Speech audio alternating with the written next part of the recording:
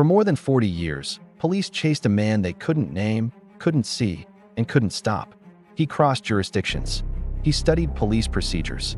He mocked investigators by calling them after attacks. Detectives retired. Evidence gathered dust. Families waited decades for justice.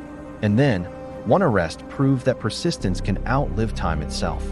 This is the true story of the Golden State Killer and the investigators who refused to let the case die. This is Beyond the Badge. In October 1974, police in Visalia, California, responded to a burglary report. At first glance, it looked routine. No forced entry, minimal disturbance, nothing stolen. But something felt wrong. The burglar hadn't taken valuables. He had rearranged items. Personal items were moved. Drawers opened, then closed. Lights turned on, then off. To detectives, this wasn't theft. It was surveillance.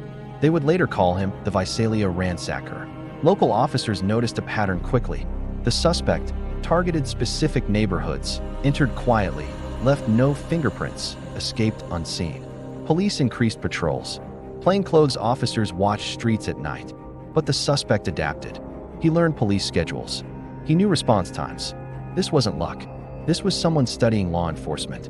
In 1975, a confrontation changed everything. An officer chased a suspect believed to be the ransacker. Shots were fired. The suspect escaped. Shortly after, a man named Claude Snelling was killed during a kidnapping attempt. Police suspected the same offender. But there was a problem. No witnesses. No solid physical evidence.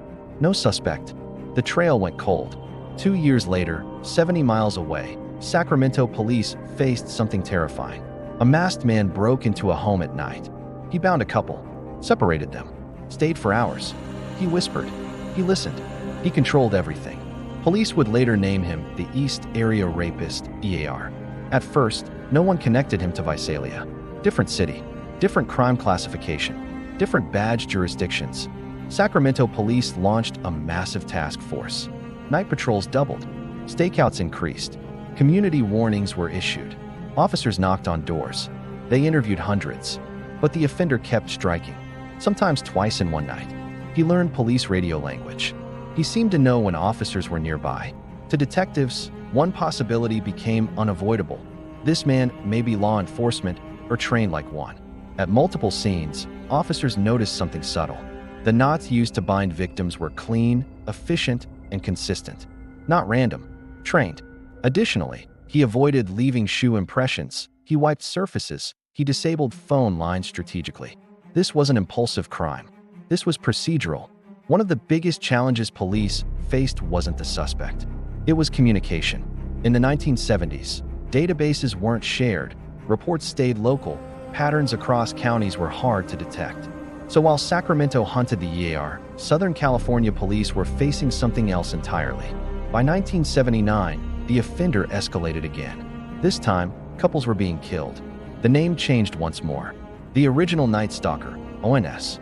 Police now faced a serial predator who had evolved repeatedly and crossed the entire state of California. Still, no arrest. Detectives aged on this case. Some developed insomnia. Some carried guilt.